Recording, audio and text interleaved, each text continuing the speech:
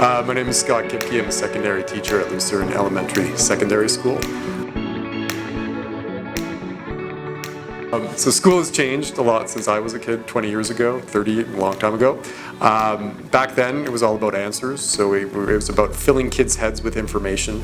And as everybody knows in this day and age, information is easily accessible. So it's not about finding answers, it's about finding solutions. So last 2 days we had a MakerDay and a Hackathon. And so these were 2 days where we tried to get kids involved in using technology for the hackathon part primarily. So having them do things like working with robots, learning about 3D printing, learning about web design. So my name is Nick Graves. I'm the principal of Lucerne School. Getting to expose the students to such a wide variety of technology in the hackathon is great because, you know, we're a rural community. They don't always get to see all that, or they don't necessarily get the chance to play and explore in that way. You know, we do our best to give them a wide variety of options, but that's not always, you know, those options aren't available necessarily in urban schools.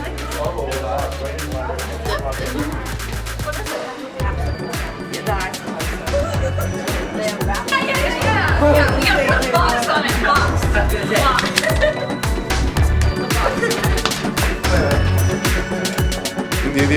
The premise behind Hackathon is that the kids of today are going to have to go into the workforce, and they're going to be dealing with technology in any profession that they encounter. And so it's really trying to expose them to computational thinking, and expose them to all those different aspects of technology that they're going to be encountering, whether it's robotics or 3D design or web design. They're going to in the workplace today, you're going to have those aspects.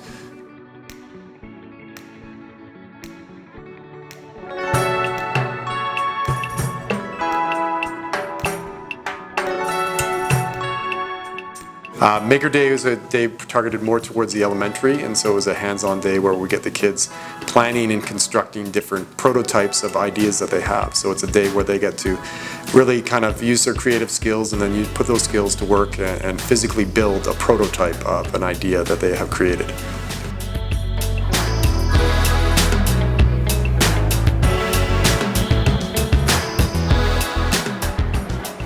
So we also focus on the local to global theme. We started that off sort of by, we're surrounded by water. So we thought we'd start off with a water tower challenge where the students had to design a water tower that was 15 centimeters off the ground and see how much water they could get it to hold. For this, we were trying to fit as much water, so we used the cardboard as to funnel water down to hold as much. And then we used the pencils and straws for support. And we put the bag in to make sure that it didn't leak. We have the extra 2 cups here, so it's 15 centimeters off the ground. We're beating everybody. I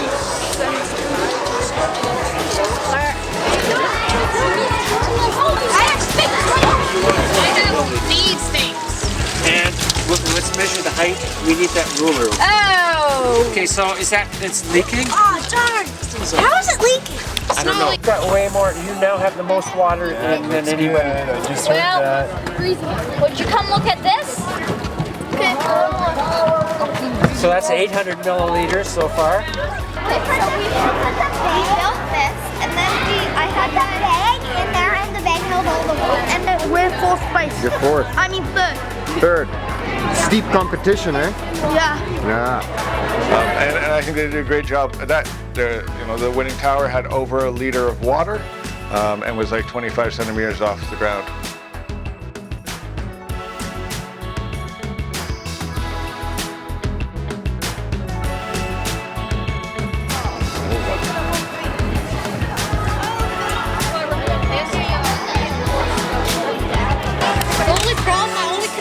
I'm pretty certain it's stable enough. My only concern is if it leaks.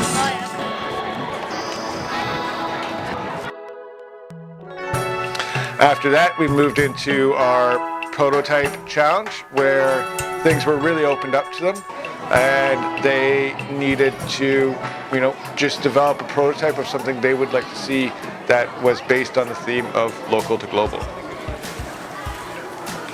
Yeah, the great thing about these Maker Days is that the kids are fully engaged. You walk into the gymnasium and there's 100 kids that are just fully into what they're doing. They're excited. They're taking risks. They're building things with their own two hands, and it's really quite an amazing thing to see that kids who often aren't engaged in the regular classroom, who struggle with sitting and listening and doing math problems at a desk, that they're engaged and they're excited about what they're doing.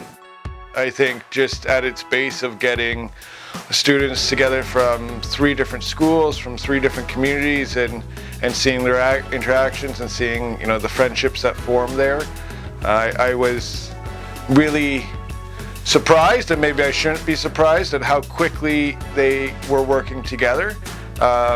Even in the older ages where kids are a little bit more closed off at that time, more reserved and afraid of not looking cool. But after that breaks down a bit, then they develop new bonds and new friendships. And really too, that is another aspect of the world of tomorrow, that you're going to have to work with people that you don't know, and you're going to have to find ways to work with groups of people who are not necessarily your best friends.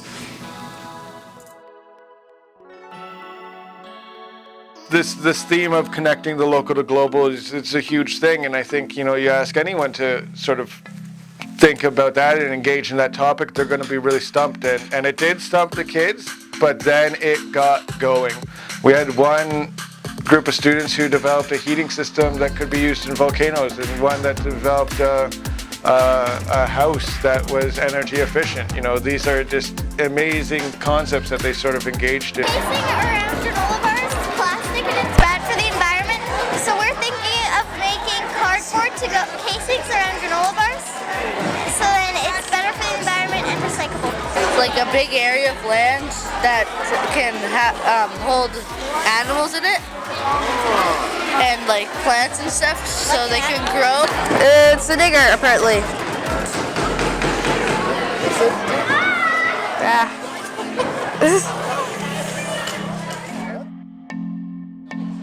Okay, so this is a self-sufficient composter. And so basically you just the reason why people don't want to do compost is because it's too much work. So with this, if you just take it and you put your compost in there, and then in here, it's all laminated with bags. So you just put your compost in there, and it's airtight. Well, it will be if it's actually been made. And then you just put your Pakashi in here every day. You just put your Pakashi in there, and it composts it without you having to do any work.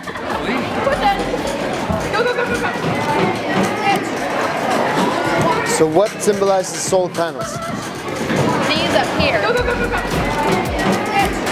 It starts here and it goes downhill, so when it rains, the water gets collected in open pipes, and this is the net that goes over top the pipes to make sure no big sticks and stuff goes in the pipes, and then the water runs down the hill.